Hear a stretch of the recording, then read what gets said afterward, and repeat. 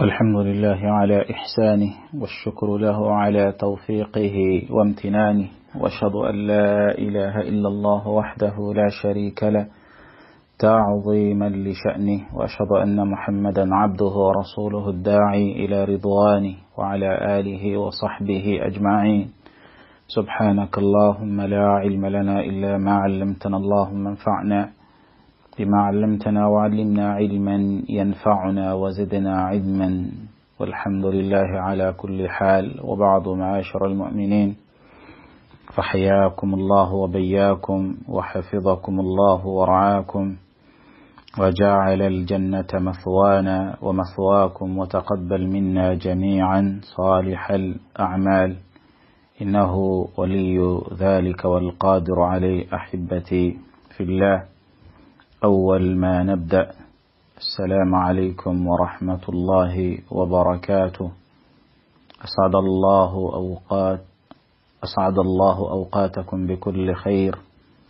ووفقنا الله جميعا لما يحبه ويرضاه. ثم بزاء الله سبحانه وتعالى شاتلسه معابو أبلم ينقل بدكم بك محمد صلى الله عليه وآله وسلم، المبعوث رحمة للعالمين. سيمكو كبريزنا مكتع الله تبارك وتعالى، ونيني وكبيرانغا ثمتع حبيبتي، وبارك الله فيكم وجزاكم الله خيرا. بالأمس القريب أمرون ديوبيسي مرسالة يفجر تامبلنا يو 40 الأثرية في ثناء السلف الصالح، ومجي بجامبو أما كميانا إجاجانغا يعني بيوغيرا كو بالونغو فابات كوليمبيرا مكسوتا بنابوي طلبي بجامبو يومكو بالتابع ايتوا ميمون ابن مهران رحمه الله تعالى بيوغيرا كومكوبا تابعات يعني أمشالة يلايتي وأم الدرداء أمن يجينغا طلبي يلايتي وهجيمة بنت حيي الوصابية، تابعية جليلة فقيهة ومحدثة من رواة الحديث، يلم أبو بمحدثة أبالي banywa nokubera nti balina ebigambo by'omubaka sallallahu alayhi wa alihi wasallam, atenga era yalimu abo abakenkufu mu kiseera kye yawangalirako. Ngere ebigambo bya Maimun ibn Mahrani rahimahullahu ta'ala ojjasanga nga ya athari eyo Ibn Asakir yagireeta mu kitabo kye Tarikh ad-Damashqi, atenga Sheikh al-Allama Muhammad Nasiruddin Albani rahimahullahu ta'ala nalaga nti athari eyo naye ntuufu. Omukyalo oyo Ummu Darda tabi'iyya, wa yani rawat ilman jamma, ya ilmu yali yajijja kubbawe amakulu yaganyulwa Allah namugulirawo okumanya nga kujja kubbawe Abu Darda al-Ansari rahimahullahu ta'ala, era nga ojjasanga nga nimbalala omukyalo oyo beyaganyulwamu Hujayma binti Huyay al-Wasabiyya rahimahullahu ta'ala, yasoma ku mamafe Aisha radiyallahu anha, wa hakadha ni sahaba itiwa Abi Hurayra, era nga mubimu kwebyo bimanyikiddwako nti hafidhatil Qur'an wa hiya saghira, yali yabeera nga Allah yamuwa okubanga yakwata ekitabo nga akyali myaka mito rahimahullahu ta'ala rahmatan wasi'a. Era ojjasanga nga ebigambo biwerako ddala ebimwogerebwako abamanyi baffe omuli al-Imam Ali ibn Madini rahimahullahu ta'ala, nga amwogerako ebigambo ebirungi ne abamanyi abala nga Abu Nu'aym rahimahullahu ta'ala wa hakadha wal imam Ibn Hajari al-Asqalani. Ashahid nti ebigambo byetwasembeyo okulaba byabadde bitambulira ku mukyalo oyo Ummu ad-Darda Hujayma binti Huyay al-Wasabiyya rahimaha Allahu ta'ala rahmatan wasi'a. Era nga insha Allahu tabarak wa ta'ala tukyagenda maaso biidnihi jalla fi'ula ne risala yaffe gye tutambula nayo, ne risala yaffe gye tutambula nayo biidnihi tabarak wa ta'ala. Nga olwaliro biidnihi jalla al-mawla tugenda kulaba ebigambo ebya Ibn Awn rahimahullahu ta'ala ebyabeeranga bijja mu kitabo kya Ibn Sa'd at-Tabaqat al-Kubra li Ibn Sa'd, era nga nabyo sanadi yabyo ntuufu nnungi. Ibn Awn rahimahullahu ta'ala yagamba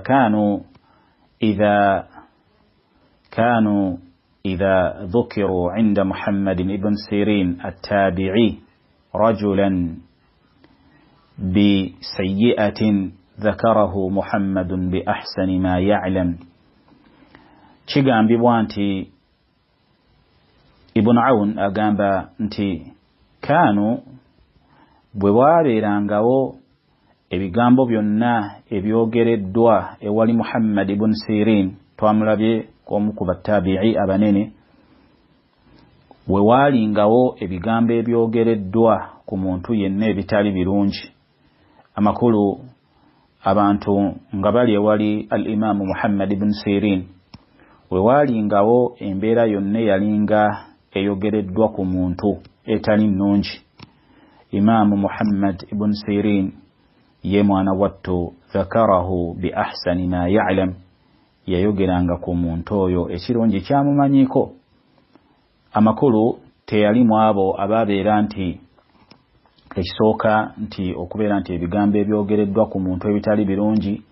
abyaniriza n'okubitwala oba n'okubikakasa nti webityo webiri, wabula bwe waalingawo embeera eyogereddwa ku muntu nga si nnungi tewooma, ye mwana wattu yamwogerangako ekirungi ekyo kye yali amanyi ku muddo oyo. Wa hadha min war'ihi wa tawadhu'ihi, ekyo nno kiraga obulungi, ensa, obukwata empola oba al-Imam Muhammad ibn Sirini, n'okubeera nti baddu ababeeranga baali batya nnyo okubeera nti bagwa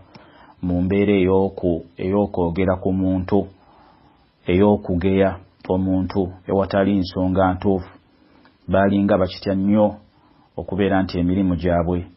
gigendera mu mbeera eyo, obutafaanaganako nga ffe olwaleero nti toogera ku baddu ewatali nsonga ntuufu nga weesanga nti faakihatul al-majalis, ebitwaza obudde bwaffe wetubeera tutudde, al-ghiba wan-namima, kwogera ku bantu bighayri haqqin ewatali nsonga ntuufu, wa asbah, ne bukeera enkya okugeya olwaleero abantu balabanga kuli halal, hatta wa nasma'u min ba'd, etuuka n'okuwulira abaddu abamu nga basooka kugamba nti kino kyo Allah ajja kunsonyiwa naye nino kibagamba ku muddu gundi, wa nasallallahu al-afwa wal-afiya. Amma al-Imam Muhammad ibn Sirin rahimahullahu ta'ala, Ibn Awn agamba nti we waalingawo omuddu yenna yalinga ayogereddwako embeera etali nnungi nga Muhammad ibn Sirin ye mwana wattu amwogerako ekirungi kye yali amanyi kwoyo omuddu. Wa hakadha